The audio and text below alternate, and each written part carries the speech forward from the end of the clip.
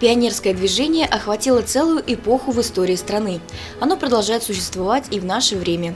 С 1990 года в республике действует организация «Пионеры Башкортостана». В ее ряды могут вступить все, кто любит родину и ведет активный образ жизни. В пионеров зачисляют ребят от 7 лет и старше. Возрастной потолок не ограничен.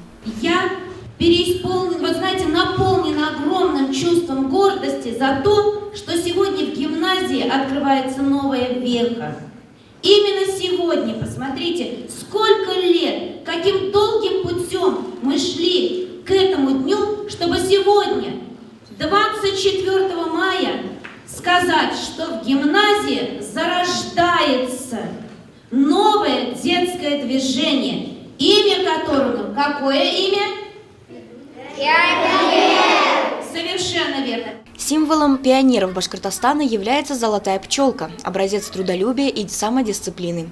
Именно такими являются ребята, которые принимают активное участие в жизни нашего города.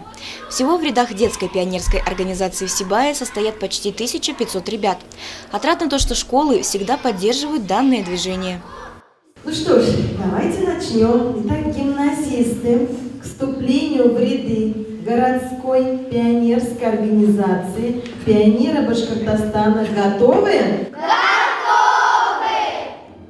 Юные гимназисты произнесли торжественную клятву. Затем юноармейцы и пионеры 20 века повязали яркие, долгожданные галстуки новым представителям организации «Пионеры Башкортостана».